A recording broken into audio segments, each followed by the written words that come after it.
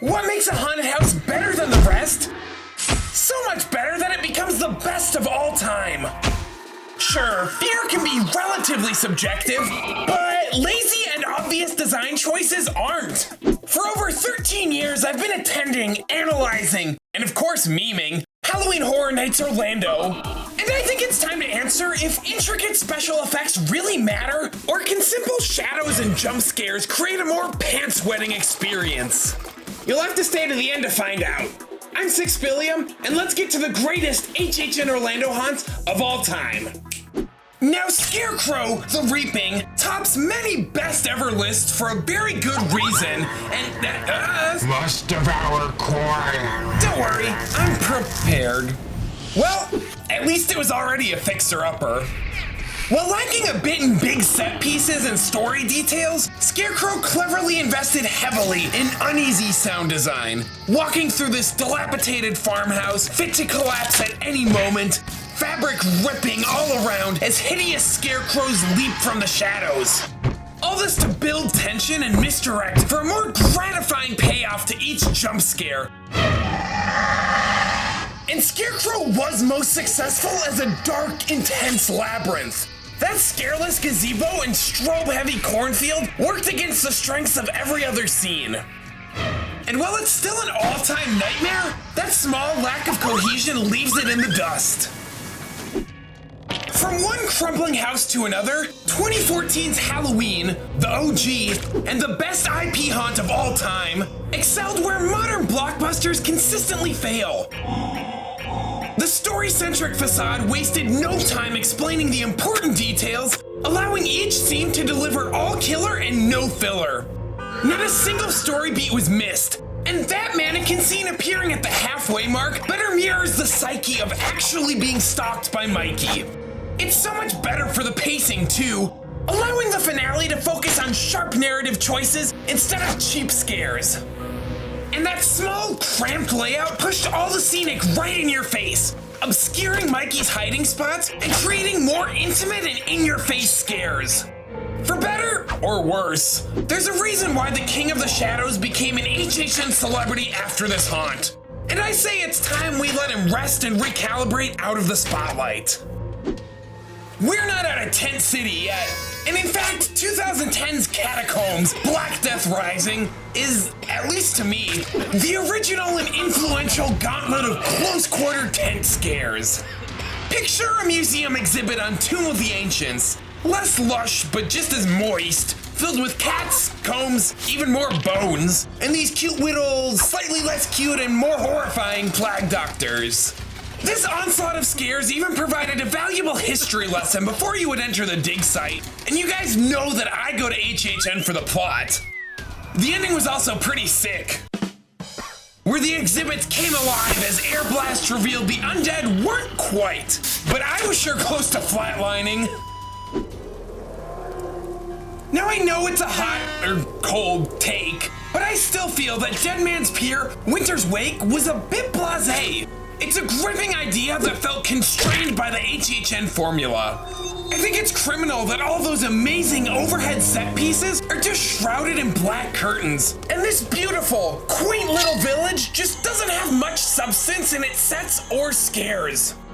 Yet, in that simplicity, Dead Man's Pier almost felt like a series of haunting snapshots frozen in time. Between each piercing shriek was a quiet reflectiveness, where the silence and lingering stares said all that needed to be said.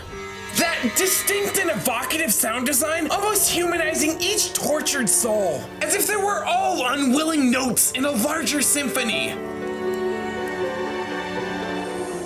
Dead Man's Pier focused too much on its big swings and not enough on the rest, but maybe that's okay, because I'll be damned if this didn't prove to the masses that haunted houses can do so much more than just be haunted houses.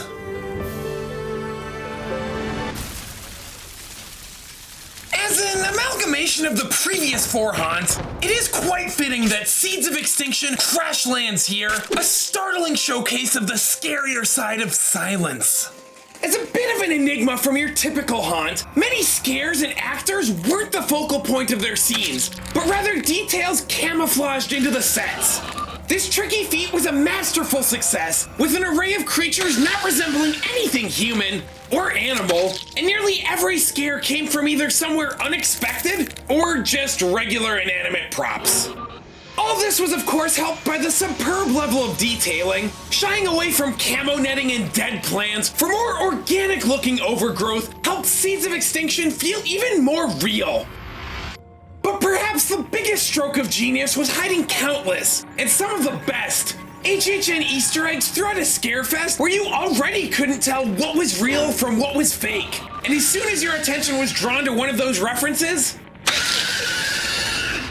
I'll never forget the sound of the screams cutting through the silence.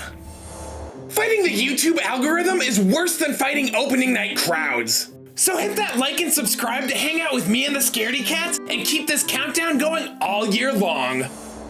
Well, you'll have to wait a few months to see where the most recent haunts fall. Stay tuned. HHN 32 still deserves to be celebrated for bringing some incredible new technology to the event. Harkening back to that old school ingenuity where HHN was always toying around with new tricks to stay the best in the biz. That passion fed the event's own special flame, and while it's dwindled a bit, these new technologies added the most fuel since 2011, when the in-between changed the haunt game. To this day, it's easily the best 3D haunt that's ever been created, blending essentially live action and animated sets. The many winged demons would crawl overhead or disappear into the background as they maneuvered through practical props. Tactile effects gave tangible sensations to the pulsating light package, making it feel like those lasers were pricking away at your skin. This other world was just so cool, and it even turned me into a living 3D effect. Not even beloved HHN icons could escape the lazy use of 3D, a crime made all the more criminal after seeing the impossible feats of the in-between. From the single best 3D haunt to the single best example of blockbuster storytelling, Universal Monsters Legends Collide may be the closest Universal has ever come to creating a perfect, yes, a perfect haunt. Every single design choice advanced the battle royale between Dracula, Wolfman, and the Mummy without sacrificing any scares for the sake of storytelling beats. And at least to me, the conflict was as crystal clear as the full moon. The masterful layout caused me to lose my footing multiple times, and that never happens to me at HHN. And the scares were so meticulously placed, slowly ramping up the tension so that triple scare came right at the apex of all the action. While it may not be the best in my book, when it comes to nitpicks, this silent trio says it all. And while some haunts may thrive due to a compelling narrative, others take the risk, say, hold my blinky cup, and do something completely unhinged. And almost none have done it better than 2018's Slaughter Cinema. The B-movie concept alone sells every absurd set piece inside, from Shitty's Kids, should be Shitty's Cats to be honest, to freaking Amazon cannibals from Planet Hell. These posters do all the heavy lifting when it comes to storytelling. So what you've got left is basically a real-life meme compilation. The punchlines getting funnier and goofier, and the set pieces getting bigger and crazier, but it's never too much. Horror always becomes most successful when those memorable psychopaths or crazy outlandish set pieces feel like a realistic part of the world that's been created. And in Slaughter Cinema's reality, all those campy and schlocky ideas had an actual menace to them. Many of these segments wouldn't have had the same gruesome impact in their own full-length haunt, and testing these wild concepts even birthed the "we still haven't actually produced a Yeti" franchise. Slaughter Cinema knew what it was about, and it made a killing at the box office, just proving how critical comedy can be in the haunted house pantheon. So important, in fact, that it was perfected by everyone's favorite depraved late-night TV host, HR Blood and Guts, with his kooky Holidays of Horror broadcast. His collection contained more, well, fleshed-out characters, and relished a bit more in those gruesome gags and imagery. I mean, you could launch a nuke from the Oval Office. Witnessing Blood and Guts' descent into madness created a face character more iconic than most, and also gave us the best HR experience you could possibly have at Universal. Over the years, HHN has graced us with many poignant characters, luscious set designs, and chilling tales. But Winter's Night, The Haunting of Hawthorne Cemetery, was like actually chilling. I mean, it had to have been 50 degrees or colder in that soundstage. For all the majesty on display scenically, the hostility of these restless spirits was a stark contrast to the serene and ethereal grounds bathed in a ghostly blue light. If you thought those decaying brick walls were an invitation to enjoy the beauty, nope, you just fell victim to one of the classic blunders. And like the cries of anguish carried on the wind, the finale featured specters with pneumatic air inside their masks, blowing away the veil to reveal the spirit inside. Ghost stories tend to be heavily romanticized in horror media, but HHN went straight for the kill with their first ever cemetery haunt, and they thankfully haven't let up since. As we approach the top 5, I think this is a great time to discuss a popular HHN myth. What are the best venues for haunted houses? Well, in a testament to the strength of the event as a whole, a haunted house from every type of venue has managed to squeeze into my top 5. So, outside of the logistics of space constraints, I'd say it just comes down to personal preference. But just for fun, let's look back at my top 50 and see where the numbers fall. The attraction locations bring up the rear, with the 2 best located within Shrek, followed by the parade buildings with 9 haunts, the OG My Bronze Medal venue with 6 of those, and B108 sneaking in 3 of its 5 since opening in 2018. With up to 5 soundstage haunts each year, it shouldn't be a shock that they lead the pack, 18 total. But some of those venues were hindered by inconsistent IPs, and Original Centric Soundstage 24 just misses my top venues, because man, are those tents putting in the work. Just behind was 17 haunts, and only 1 of those comes from the weird cousin. This impressive showing leaves Sprung 1 as my silver medal venue, and Sprung 2 taking home the gold. 9 haunts in my top 50. But still, Sprung 1 has bragging rights for the best and scariest tent haunt ever. Dollhouse of the Damned still manages to terrorize my dreams. No other haunt has ever accomplished such a foreboding sense of dread and unease throughout. This, built from Doll's House, is just as alive as the many nightmares within, everything watching and waiting, the creatures inside horrifying, angry, vile, depraved. And by the time I'd ventured to the music box, I was straight up not having a fun time. This is where my spirit was broken, this is where I started crying, and this is where I earned my lifetime membership to Weenie Hut Jr. That's easily the most scared that I've ever been. And I just love being reminded of this nightmare every time I see those giant doll faces. Universal let us waltz through this no problem, but tried to say bugs eaten alive was too scary to finish? Okay.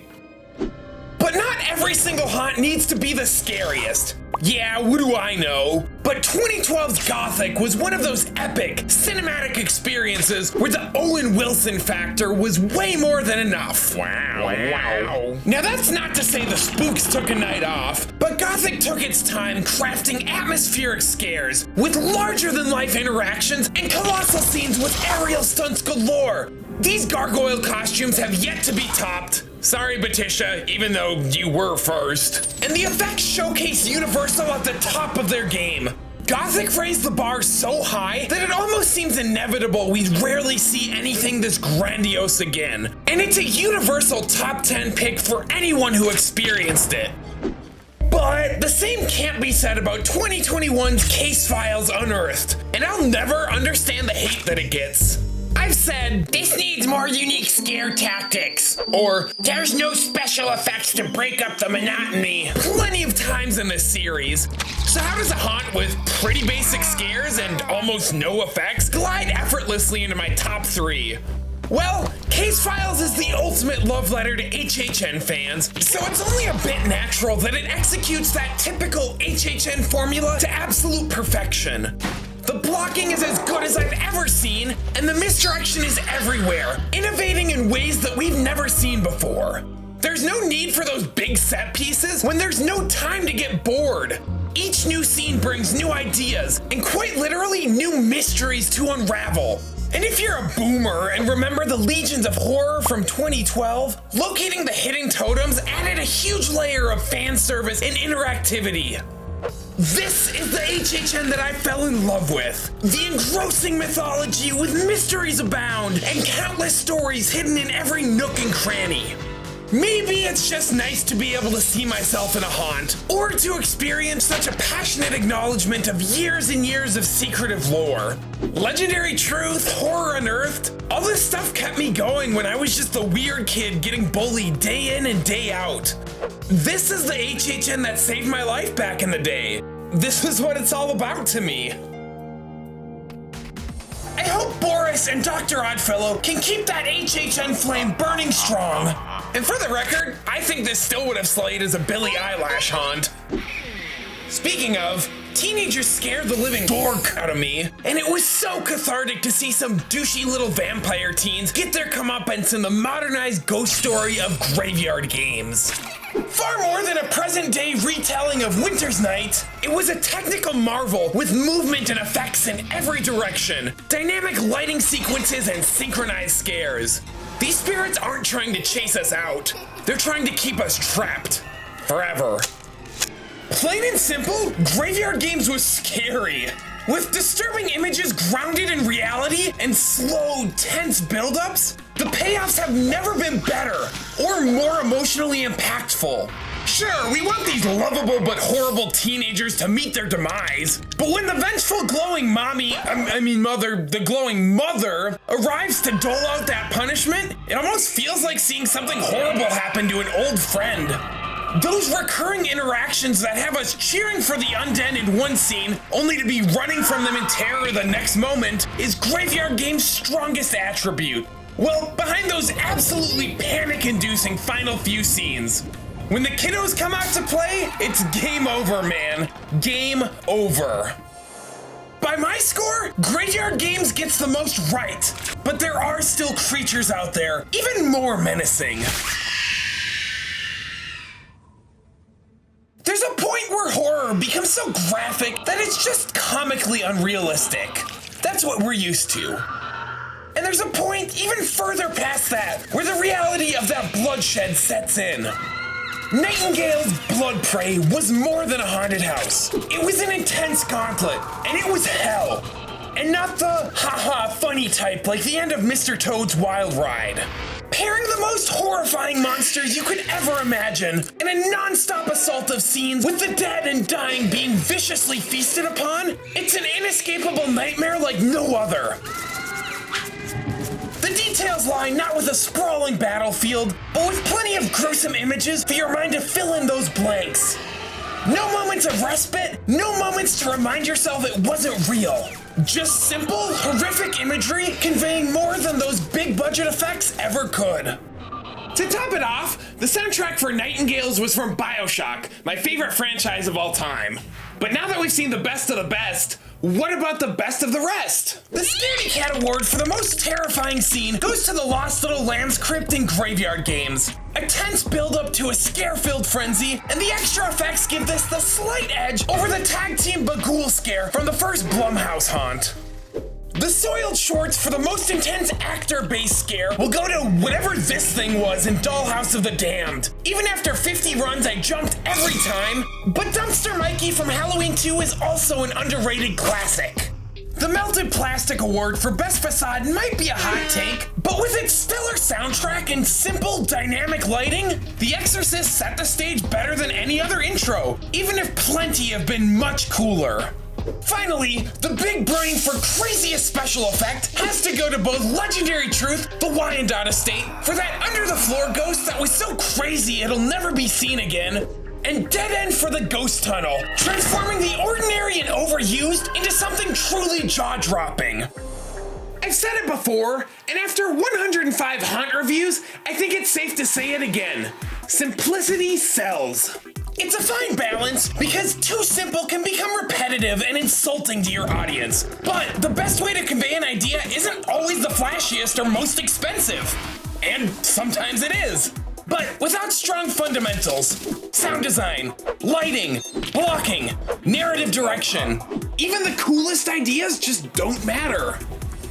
I started this series back in April with no editing experience whatsoever. So to those who have stuck around to the end and supported me to this point, thank you so much. Before summer next year, I'm looking to re-release this series updated with all the tricks that I've learned along the way, and of course adding the haunts from this year into the mix. Make sure to subscribe so you don't miss any of my special live streams throughout the year, including HHN trivia. And most importantly, you have the power to change the world and make it a better place. Until next time, this is 6 Billiam and the Scaredy Cats signing off.